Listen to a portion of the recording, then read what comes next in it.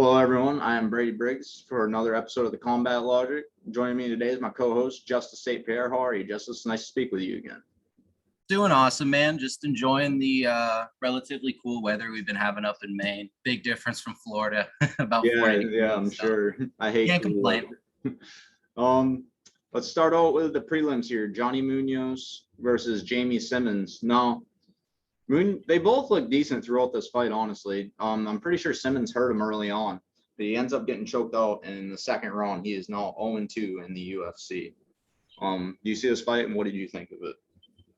I catch the bout. I learned a lot about Munoz through the commentary during that fight. Yeah, me too. His dad had been having him basically train jiu-jitsu whether he wanted it or not at I think 5 years old. Yep, 5.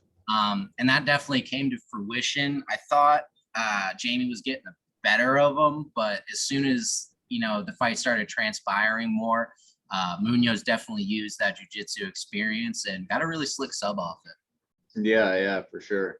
How about Miles Johns and Anderson Dos Santos? This was a really good fight. Johns hurt Dos Santos's leg bad pretty early on. He just kept kicking it. And it forced Dos Santos to fight as a southpaw for a little more than half of the fight. And the commentators were saying Johns needs to land some combinations because obviously Dos Santos can take one shot, but then that one shot in the third round, he set it up off a shovel hook overhand. It was beautiful. What'd you think of this one? No, yeah. I mean, for early prelims, we got a knockout right off the bat in the second or third fight. Just can't go wrong with that. It definitely usually entails leading up to what's going to be an exciting card, which I thought the whole card was really good. Me too. And I was a really big critic in the beginning because I just didn't see the card being a $70 pay-per-view. Kind of thought it was a glorified fight night. Yeah. It turned out spectacular. Miles was really good. I'm looking at the stats here. He landed 67% of his significant strikes overall. And it's also looking like every shot he did land was also a significant strike. Definitely a hard hitter. And, I just can't really wait to see what's next for him. Yeah, me either, man. He's a former LFA bantamweight champ.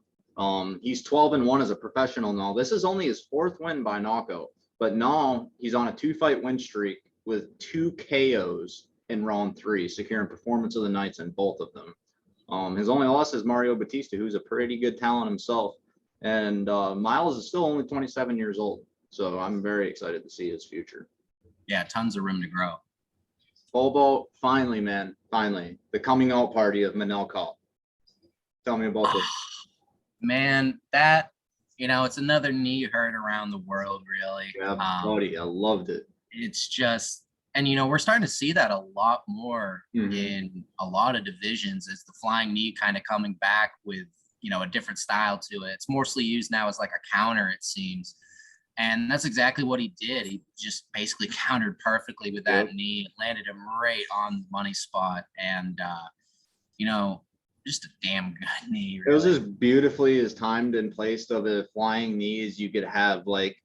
Man, all the momentum. He caught him right on the chin, not on the side of the head, not, right here on the chin. They landed perfectly, man. And O'Day Osborne's a good fighter. He's not a world champion like Manel is, but Manel has been a very gun-shy fighter throughout his first 2 UFC fights.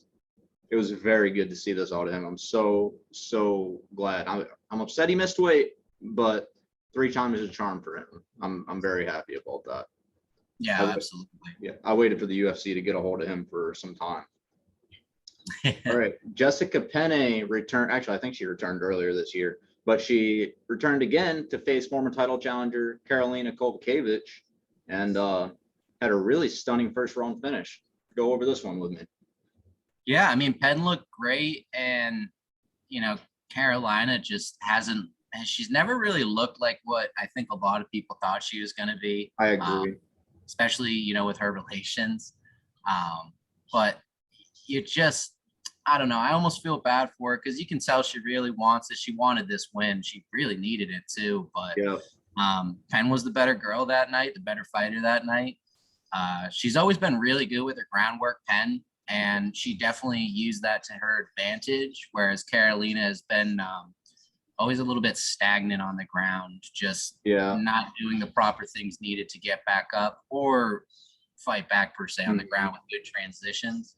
I think she should, Carolina should take a good year off and really hone in what she has for skills, make them better, and come back. But at the same time, if she left, it's one of those things where it's just kind of like it's a bummer just because she was expected to be a lot more than what she is. Yeah, I agree with that. I was gonna say that too. I see some people on Facebook saying like, what happened to Karolina Kowalkiewicz? Like, she used to be so good. It's like, first off, she was good, but she was never great. She just, like you said, she didn't blossom into what people thought she would be. I didn't ever think that she would be like the next big thing, because she doesn't do anything really that stands out. But I mean, the same thing could be said about Alexander Volkanovski. But just with the talents, the fellow talents that are there, I never expected her to be, the best in the world. But she has now gone from 10-0 to 12-7. Open up her career at 10-0, and now she is 2-7 in her last 9. That's really it's good. definitely not. And like you said, I didn't think she was maybe going to be like champion or world beater of the women's divisions, but definitely thought she was going to be contending, always up there in the top rank, and it's just not happening really. Yeah, man. Like, after she lost to Joanna, she lost to Claudia Gadelha, and then she beat Felice Herrig and Jody Escobar, neither of which are in the UFC anymore. The only talent she beat that's still in the UFC, actually, she's got a couple: Heather Jo Clark, Rose Namajunas, Brandon Marcos. That Namajunas fight could have went either way. But yeah, Jessica Penne is now, I think she's 14-5. Like, after USADA took her fucking life away from her. So I'm very glad to see her go 2-0 since her return after being out for over 4 years. Oh yeah, that's a very, very long layoff. The only person I can think of that had nearly as long is Dominic Cruz. Yeah, or George. I mean, George took. I think his was only like 20 months. Who, Dom? No, George. Dom was out 3 years, and then a year and a half, and then he won the belt back. Then he was out 3.5 years coming back to the Cejudo fight. George St. Pierre was all like 18 or 20 months between the Jake Shields and Carlos Condit fights. Oh yeah, no, I was referring to his take time off. It wasn't retirement to fighting. Yeah, I forgot. Yep, that was 4 years. You're right. Yeah. So I mean, for her to keep winning after that long of a layoff, it's very impressive. I mean, you got to be pretty not only mentally tough, but 4 years is a long time for your division to not only catch up but to surpass you. Yes. And she shows she's still here to fight. Yeah, it's very exciting to see. Alonzo Menafield showed us a lot of new things on Saturday when he fought Ed Herman. You want to go over this fight with me? Yeah, I've always liked old Ed, just because he's an old man in there fighting against all these younger guys. I've interviewed him before. He's such a nice guy. Yeah, as I say, he's always seemed like a really just cool, down-to-earth guy. But it was Alonzo's night. He controlled him on the ground. He got the better shots, the harder shots. Definitely don't think Ed's got too much left in him, really. No, not at this level. You know what I mean? On the ground, he does, but he's not a great wrestler, and he got his leg ate up in this fight, too. He was forced to fight as a southpaw for a good amount of it. But Alonzo, man, like, he hurt her. I think it was in the beginning of the second round where he hurt Ed, and he didn't unload the tank to try to finish him, but he expended a lot of energy trying to finish him. And he didn't get tired. This is the first decision he's won. Any fight, I think, that's gone past round 1, he has lost in his past. Let me see here. Okay, so he has 2 wins that went past round 1. They're all finishes. And actually, those 2 wins, 22 seconds into round 2, 32 seconds into round 2. Right. No, yeah, he's never been that guy that really does well, per se, going the distance, but he certainly did this time. Man, great improvement. He had 141 strikes. I mean, for a light heavyweight, that's some pretty good output in 3 rounds. And with the takedowns and the grappling, he definitely has some good cardio there for sure. Yeah, he didn't look bad on the ground either. And Ed Herman isn't the elite of the elite black belt, but he's a pretty fucking solid black belt in Brazilian Jiu-Jitsu. Oh, absolutely. All right, Vince Morales versus Draco Rodriguez. Actually, I didn't watch this one either. There's 2 of them I wasn't able to watch. This was it was a really good back and forth scrap. lots of output. You had kind of a little bit of everything, from takedowns to, that nice little per se barn style brawl type stuff. Overall, really good fight. I definitely recommend just recapping on it sometime when you get a chance. I'd had no problems with the decision. I thought it went to the fighter that certainly did deserve it. And either or, their stock definitely went up, even with Draco losing, because he was definitely, part of an exciting fight, not just getting his ass beat for it either. He gave it right back. Yeah, Vince Morales, I mean, he doesn't have a good record. He was 9-5 coming in, but dude, he was 1-3 in the UFC. He beat Faraz Zahabi's brother, but he lost to Song Yadong, Benito Lopez, and Chris Gutierrez. Oh, yeah, and I mean, those are good fighters. Benito Lopez ain't in the UFC anymore, but honestly, they never should have cut him. Wow, they cut Benito? I'm pretty sure. Wow, that's well, he hasn't fought in 2 years, anyways. Wow, maybe injuries or something. He's young too, isn't he? Oh, I was wrong. I thought they cut him after the Manny Bermudez fight, but they didn't. He fought Vince Morales after that. That was 2 years ago. Yeah, he's only 27. Yeah, no, young kid with lots. I want to see him back. Yeah, same, dude. Yeah, I thought he was going to be a really solid prospect. Yeah, dude, me too. All right, preliminary co-main event. Professional kickboxer Rafael Fiziev versus Bobby Green, one of the better veterans we have in the sport. How did this fight go? Again, it was a card where I had no quarrels with the judging whatsoever.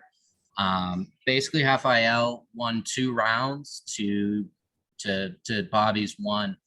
If Bobby had gotten the win, I also wouldn't have really been that upset because he did do a lot in the first round.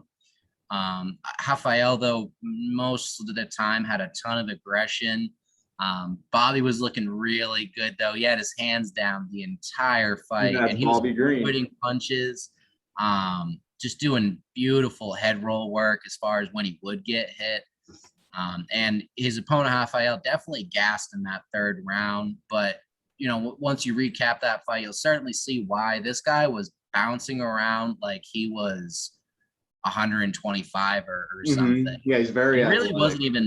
It really wasn't working to his advantage because Bobby was still getting him. Because, when you have your hands down like that, the commentators made a great point. It's almost impossible to see where the punch is coming from. Yeah. Whereas, you have your hands up, you can definitely have it telegraphed more. I do see people say a lot that Green did win the fight. And when you look at the numbers, I can definitely see the argument. But at the same time, I've looked at about 4 stat sheets now for this fight. And every damn one of them's different. One of them had Bobby Green throwing almost 300 strikes. And now I'm seeing he threw 260. So, it's one of those things where sometimes it's kind of hard to even find the actual correct statistics. Yeah. But it's one of those fights where I wouldn't have been mad either or if they won. If anything, I make it a damn draw. Was it a striking fight throughout? Was there? Oh, absolutely. Bobby went for 1. Or let me check here. No, he went for 2 takedowns. He didn't get either or. I'm looking at the stats right here. This is for Bobby. Yeah, Rafael was very hard to take down.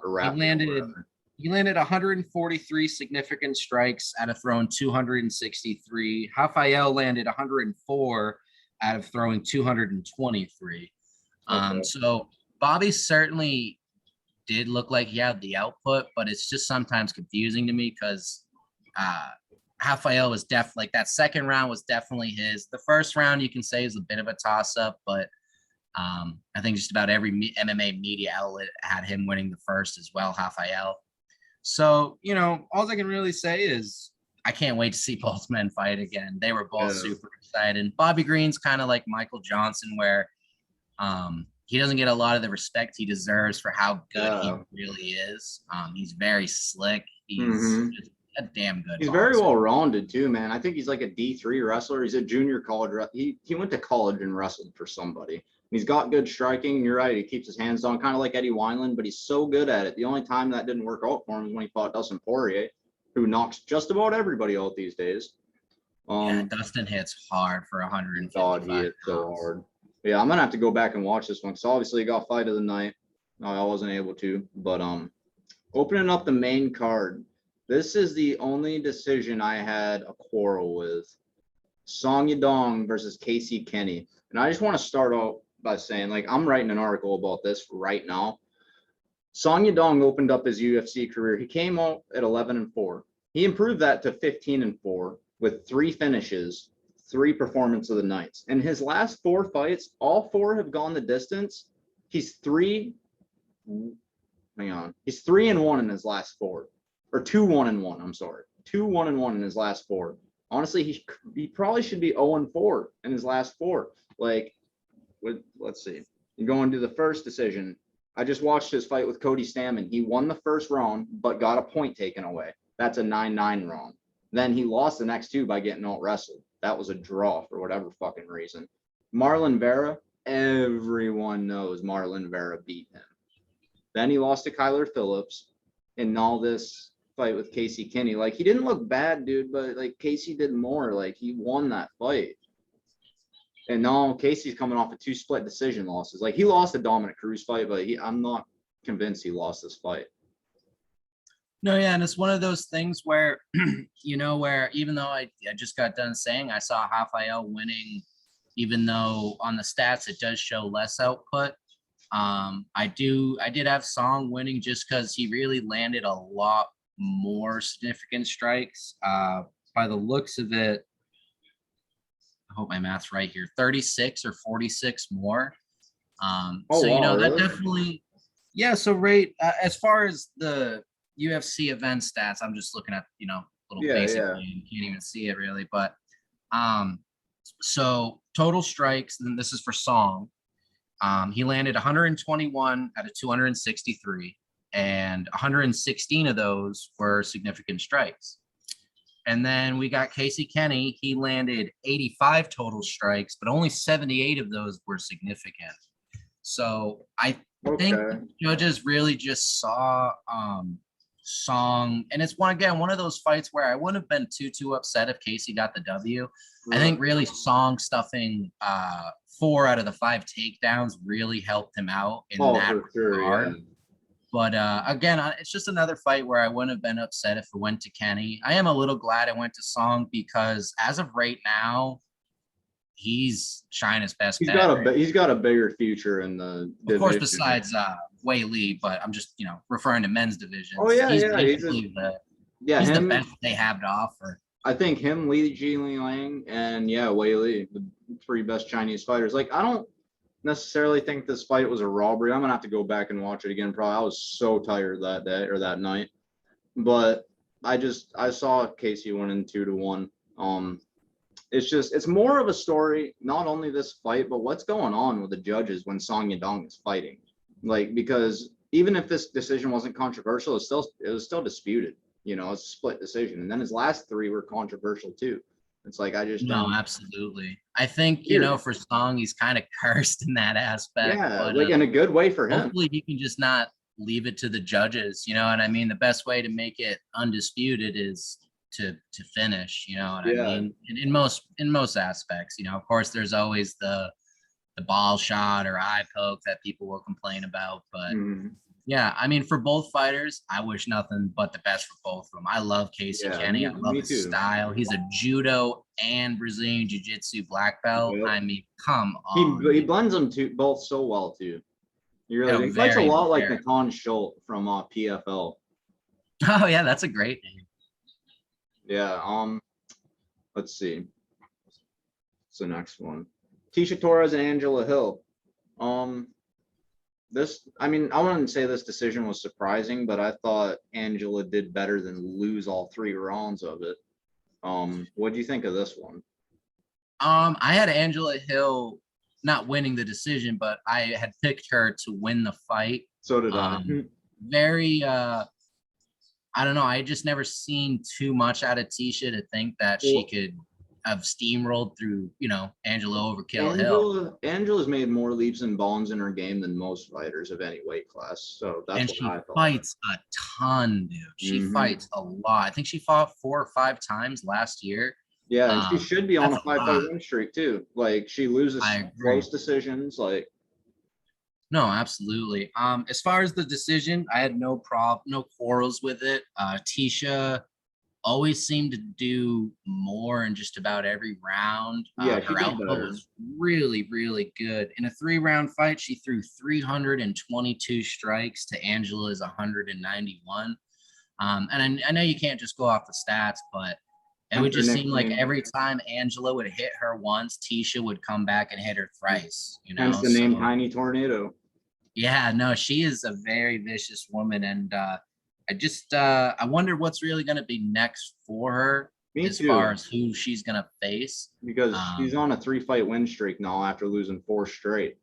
She's a no, yeah, beautiful it's one of woman. those She's things so that kind of like, gorgeous. what do you do, you know? Because she lost a lot in a row, but now Mm. she's winning a lot in a row. And she definitely seems to have reformed her game plan. And Angela Hill is no pushover. It's a very Oh, good she win to have isn't. in their division. And yeah, I guess anything, I was just very surprised at how much better she was than Angela that night. Yeah, me too. I didn't really expect it, to be honest with you. Like you said, I thought Angela was probably going to appoint her to a decision, but Tisha looked good, man. She looked good. Vicente Luque and Mhm. Michael Chiesa. This what, dude. Michael Chiesa has been submitted 4 times in his career at this point, but he's one of the best MMA grapplers this sport has ever seen. It doesn't make any fucking sense at all. Like, I think it's blind confidence. it might be. And I Really, thought at lightweight it was because he was cutting too much weight and there wasn't enough water in his brain for him to think clearly, but he gets too overzealous and leaves himself out there. And with no, yeah. Vicente Luque's probably got the best Darce choke in the game. Like, I mean, it was just how he basically how he had displayed everything. And what I mean in that aspect is I really think Chiesa just kind of thought, I'm the bigger guy, I'm gonna be the stronger guy, which I will say Chiesa is fucking definitely huge the bigger, nowadays. stronger guy. But you don't leave your neck open like that to Vicente Luque, who Oh, has just gotten off a submission choke all of his front on chokes are Tyrone good. Woodley at that. I mean, Yeah, Tyrone Woodley is not an easy man to never been submit. submitted. Exactly. And I just think Chiesa really needs to start giving a little more respect to some of his opponents. I Yeah. really think he had no doubt in his mind that he was just going to take Luque down and submit Mhm. him, and it bit him in the ass, I Because believe. yeah, he wasn't worried about Luque's ground game. He was worried about his striking, as he should have been. Luque is as dangerous as they come on the feet. He hits hard, he kicks hard, he throws in combinations, he does everything the correct way. He's got Tons the of forward perfect, pressure too. yeah, he's got the tons of forward pressure, and he can take a punch like no other too. But he's done a perfect job of refining the basics, turning them into powerful strikes and making it effective. Like, he's one of the best in the world at that. And dude, like, I had a hard time picking this fight because I was like, Chiesa, like, we haven't seen many of Luque's opponents try to out wrestle him, surprisingly, but we haven't. We haven't seen many guys try to take him down. So I was like, Chiesa might be able to do it. And then he did. And then, dude, leaves his neck out there. He's like, Yeah, goes no, for the I guess arm that bar. was my biggest surprise is when you go back and watch that replay. I mean, he practically invited Luque to Yeah, put him in the choke as if he's exactly what not he going did. to get it. And he got it. So And yeah, and I think a good fight for Chiesa next would maybe to be have the winner of Robbie versus Nick, yeah, just because I like he that. kind of needs a win right now, get back into that winners column after that. Just because this fight would have propelled Chiesa to very top rank stuff, getting ready for contention type stuff, and now Yeah. that's gone. So I think giving him a little bit of an older man would be a good idea. And I mean, if Nick wins that fight, that's going to be a very interesting fight because, as you just said, Chase has been submitted 4 times. I don't care how old Nick is. He's very good on the ground. Yeah, this jiu-jitsu is just about as good as it gets. Absolutely. So yeah, that would be super interesting. What do you want to see next for Vicente Luque? Like, I'm looking at the rankings right now. Ahead of him is still Chiesa, so I'm assuming he's going to be at number 5 because Wonder Mhm. Boy is at number 4. He beat him. Leon's at number 3. He beat him. Those are his only 2 losses in the UFC since his Ultimate Fighter finale fight. He's I really 13. wanted to see Dude, Gilbert crazy. Burns, and I think a lot of us fans have said the Oh same yeah, thing. But Burns ain't gonna do it. He from does not like Masvidal. fighting teammates, and Luque is more than a teammate for him. He Yeah, said. I've Um, been, I've met Vicente too. He's probably the nicest fighter I've ever met, honestly. Like I said, Yeah. Ed's a nice guy. Vicente is the nicest that I've ever met. Like, Yeah. he's so So cool. I mean, if Burns don't want to fight him, I don't think it's out of fear. I think it's just out of mutual respect. Yeah. How about So Masvidal? I was about to say, you got Masvidal on the table. That That'd would be be a an great amazing striking fight. because 'Cause Masvidal has really good jiu-jitsu. He's not the best he at does. He's the first clinch person to submit control. Michael Chiesa. Yes, sir. And his boxing has always been really good. He's definitely under a lot of flack, which is weird because one day, Dude, everyone's talking about him. The next day, he's he got knocked out by the overrated. best fighter in the world. Like, come on now. No, yeah, I don't think there's any shame in that, and especially Oh, Kamaru, since training with Whitman, that Whitman jab that every one of his fighters has is just damn good. and he's long as they Kamaru's come only getting too. better. He's long as hell. Yeah, dude. But Vicente Luque is now, since his Ultimate Fighter finale fight, he's really 14-3 in the UFC. But that night he fell to 7-5-1. Since then, he's gone 14-2 with 13 finishes. That's astounding. 13 No, finishes with absolutely. 14 He's and made 2. certainly a really good resurgence in his career and Yeah. showing that he wasn't just a failed prospect off tough. He's Well, he's a real welterweight, Mhm. and I think he's going to be here to stay for a while. How old Yeah, is for he? sure. I think he's 28 or 29. You know, Let's he say he's knocked not out. even in 30s yet. Yeah, he's 29. He'll be 30 November 27th. Do you know Okay. that he knocked out Thiago Santos before either of them made it to the UFC? No, I did not. In a welterweight bout, he knocked out Thiago Santos.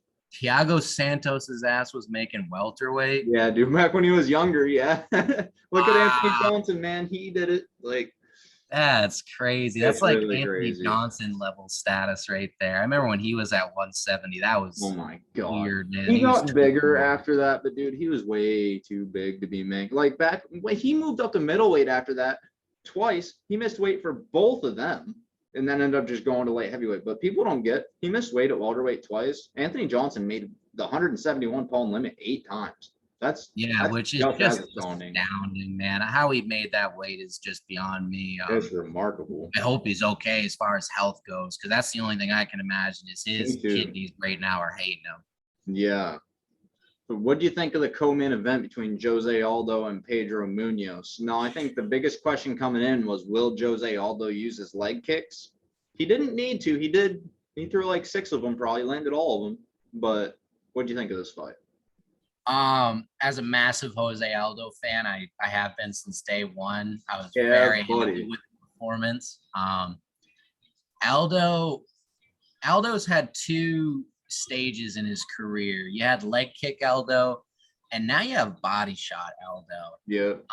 I still prefer leg kick Aldo, I mean, just because even in those, I think he landed 4 or 6, like you said, leg kicks. yeah. The second one made Pedro's leg buckle. Yep. So, if he could do like a low, high, then leg kick combo, I think Yeah. he'd start ending a lot of people's careers. That's and, dude.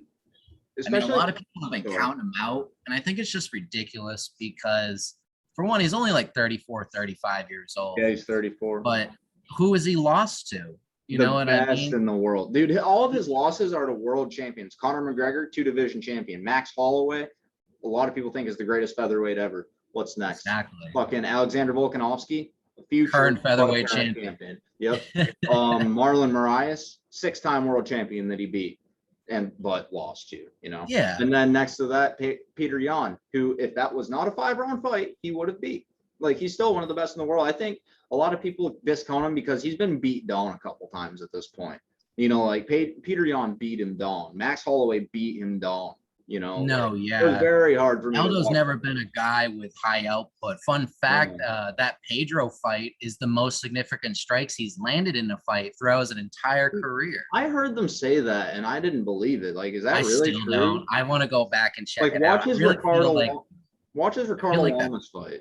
Like, let me go quickly check on Aldo here. Yeah, because like with Ricardo Lamas, he landed a whole lot. With Chad Mendes, he landed 114 significant strikes against Pedro. And then if we go back here on old Jose Waldo's career, let's see here. I feel like even the Frankie fights, he landed more. Yeah, me too, especially the second one. Because the first one was relatively close. The second Frankie fight, he beat his ass for 5 rounds. Wasn't it like 2013 when he fought Ricardo? Yeah, 2013, 2012, something like that. Oh, right here, 14. You Yeah, know he what? only landed 62 significant strikes in that fight. That's crazy, man. That doesn't make any sense. But He's never been yeah, against Frankie, it was only 76. So he's never really been that high output guy. He was when he was a 3-round fighter until he won the belt. Then he turned into Georges St. Pierre. No, absolutely. He's always been very conservative of his energy, but landing more now, pre-USADA even. I mean, all of it, it's all looking really good for Aldo. Yeah, man. Could he maybe one day get that 135 belt? If the cards played out right, absolutely. He definitely could, yeah. He does too. I think it would really solidify him in the George St. Pierre, Anderson Silva, John Jones talks, because for some reason he's never in that conversation. I know, dude. And when you look at that resume, I don't get how you can never be in that. A lot of those featherweights would still be the best featherweights in the world. Just like I say about George St. Pierre, like Chad Mendes, he's probably the best featherweight ever to have never won a belt. But going back to that, actually, that conversation, like the best fighters to have never won a world title, like Donald Cerrone, Joseph Benavidez. Some people say Uriah Faber, even though he's like a fucking 16-time world champion. He just never won a UFC belt. But I feel that way about Jose Aldo. Even though he's like a 10, 11-time champion, he's like at this stage of his career, he is the best fighter in the world that can't win a belt.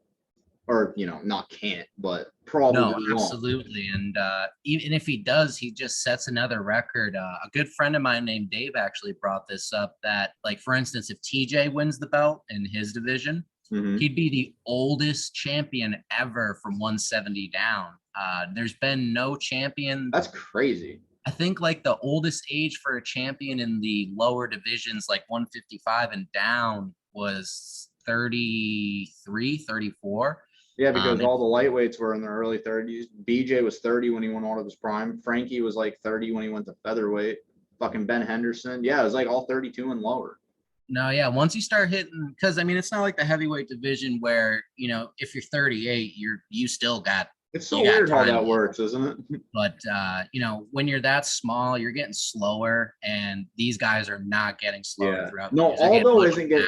I noticed that about Aldo, dude. He's always been so fast. Dude, he looked faster on Saturday. It was like I was watching it in fast forward almost. Like just his twitches, his weaves, his slips. Like he's just so fucking quick and almost mechanical, like with his body movements.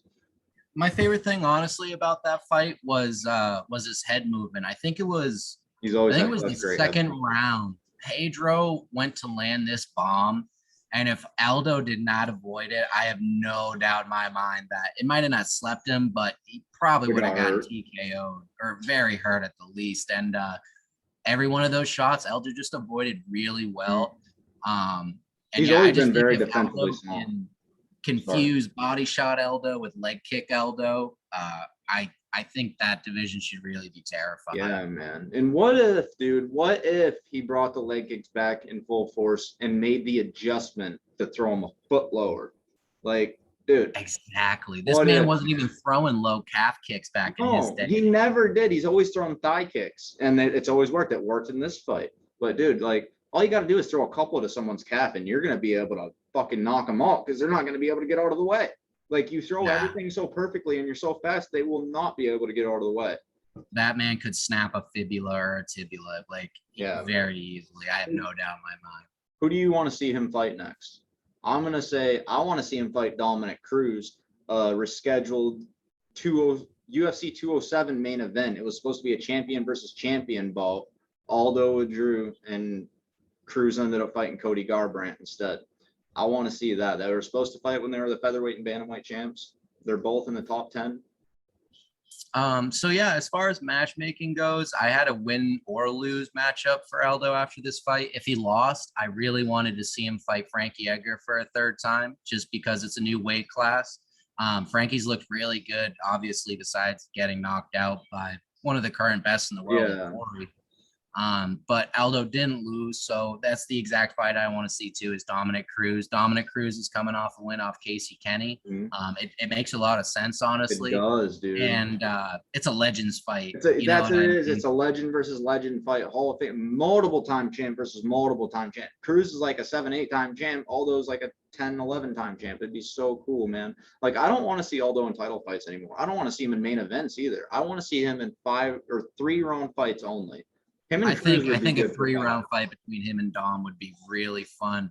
But also it does have that potential to be boring just because honestly, I think Aldo's biggest key to success if he did fight Dom is you got to throw leg kicks. Yeah, the leg kicks. He moves too much. That's what his opponents have started to do to him. Aldo has never been I mean, he has really good head movement, but he's never been a bounce around the cage type guy. He has no problems standing right there and seeing who. He's a stationary target for sure. So, I hope maybe his coaches would bring that up to him. But our friend Mufuz actually made a good point. Is he basically hasn't thrown him since breaking his foot against Chan Sung Jung.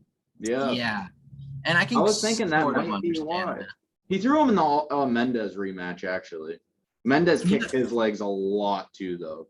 So that might be why. But honestly, thinking about it, if Aldo fights Cruz next, I wouldn't mind if that's a 5-round fight because Cruz isn't going to finish him. He's not necessarily a dangerous opponent. So that would actually be really cool to see for 5 rounds. No, yeah, I think Cruz probably has had some of the lightest hands, honestly, in any division. I mean, people talk about Frankie's pillow hands, but Dom ain't getting nobody out. Dominic started out fighting as a lightweight, man. He started out at 155. He had to, move. That's why he's got a couple split decisions early on in his career. It's like he's so damn good, but yeah, he probably just barely beat those guys because they were fucking behemoths compared to him. No, absolutely. But moving into the main event, Ciryl Gane versus Derek Lewis. What did you think of this one? My heart said Lewis. My brain said Gane. I wasn't a bet man on that fight, but me either. I think I don't know. I almost feel bad for Gane because in a lot of per se discussion groups or group chats that I'm in, he's just not getting the credit the dude deserves. No, he doesn't. He gets called boring. Since the Rosenstrike fight, he hasn't gotten credit. No, yeah. And I've even had people say he hasn't been tested yet. And I don't know what more he can do. Dude, like, for instance, fighters. He just got technically a championship fight. Well, not a championship fight, but he's now a champion, interim champion. Right. Can you name me one heavyweight that's had to fight and win 6 in a row to get a belt? No. Well, Brock Lesnar had to go 1-1, but that's it. Exactly. And that's what I mean is that, like, he's so talented. He's one of the most deserving fighters to get that belt, even if it isn't the real belt yet. I can't think of any heavyweight that's been more deserving. I think Stipe went 6-1. That's the closest thing I can think of before fighting for the belt. He had lost that fight to JDS, and other than that, Struve too. Oh, yeah, I'm sorry. I think it was the Struve fight actually, or maybe it was 6-2. Can't remember. But either or, most heavyweight challengers, they get to fight for a title not only with losses recently, but even at best, you're talking 2 or 3 win streak. Gane is looking unbeatable. I still can't really sit here and say, without a doubt in my mind, he could beat Francis. I think he'll do really well, though. I just feel bad for the guy. I don't know what he has to do to get respect from MMA fans. Well, I mean, or what they really want out of a heavyweight. The guy, he's light on his feet, lighter than any heavyweight ever. You can't find one that's better. He's accurate, 98 significant strength. Dude. He landed an 80% clip on Saturday. Exactly. That's historical. No, absolutely. And, as soon as he won, it was instant downplaying of his opponent. Well, Lewis Derek Lewis just hunkered over and gave up. It's like, dude, when you're fighting a professional kickboxer like that you cannot touch and you keep getting tagged, by a different array of shots, like he knows how to make some of his strikes sting. He knows how to make some of them thud. He knows how to get your attention with some of them to hit you with another. He knows how to do everything. He's like one of the most knowledgeable strikers we have in the entire sport. And for people to say he hasn't been tested and say that that's something against him, that's a credit to him that he hasn't been tested. That's how good, especially considering he's faced world champions like Junior Dos Santos, and Alexander Volkov. And dude, Volkov's another guy. He never gets the credit he deserves. No, man. And he beat him with only striking. Name a striking fight Alexander Volkov lost, unless you're naming the Derek Lewis fight that he won 14.5 minutes of. Right. No, Volkov is a great striker. Alistair Overeem couldn't outstrike Alexander Volkov. No, absolutely. That really says something, man. I mean, I still have Alistair as probably the most, not experienced, but the most talented striker still the heavyweight division has seen, especially back in his prime days. So far, I think Gane will surpass him, but I agree. He's the most accurate striker in UFC history, Alistair Overeem is. Is he really? Yep. And that's saying something, especially for heavyweights. You know what I mean? Some of these guys land at 20% clips and they'll still win a fight. You know? He's the one fighter that I can think of when he was forced off the juice, he actually got better. He got way better. He got so much more technical. You mean that horse meat? Yeah, right. So how do you see Gane versus Francis Ngannou going? Because they're former teammates. I watched that 1 minute clip of them sparring. It was very interesting. They're throwing 100%. I'm very curious to see how that goes. I think Francis's biggest advantage is, and that a lot of people don't think of, is Francis throws very nice leg kicks. Yeah, he does. Every time I've seen him throw one, it has a thud like it's a sledgehammer on an oak tree or something, dude. He set up the Junior Dos Santos knockout with him. As long as he can stay patient and wait for that perfect opportunity like he did against Stipe, I think he could get it done. But at the same time, it was also Stipe's mistake on how he got knocked out. If you go back and watch that fight, Stipe landed a shot and he actually thought he hurt Ngannou and ran right into a fist. But wrong guy to charge. It's both men are very hard to root against. One, Gane has never lost, and two, Francis he's an anomaly. He's something we've really never seen before. I mean, we've seen heavyweights that can hit. We've seen strong heavyweights. We've seen muscular heavyweights. He's all of it rolled up into one joint, basically. That's why it's kind of weird, man, that Gane won the interim title. I want to see Francis get some title defenses out of the way first. It might be one and done, dude. Gane is that good. If Gane doesn't eat that one punch, just like he did on Saturday, it's the same case with Francis. If he doesn't eat that one punch, he's going to win the fight. No, absolutely. And I'm still, I think Ngannou's biggest downfall is going to be his cardio. No matter how patient that guy stays, he is not built for 5 rounds. I think he's always got 3 good rounds in him where Ciryl will go all night. He can go 5, very easily. His cardio is next level. The only thing I can compare it to is Curtis Blades. As far as athleticism goes, Curtis is very high output. I think he landed 20 takedowns in just a fight. Which a heavyweight, that's unheard of. Not even DC doing that shit. Dana White was talking shit on him because he got tired during the fight. And he was like, "Oh, you're going to talk all that shit and then just lay on." It's like, dude, you know how hard it is to take someone down and hold them down when they're that big?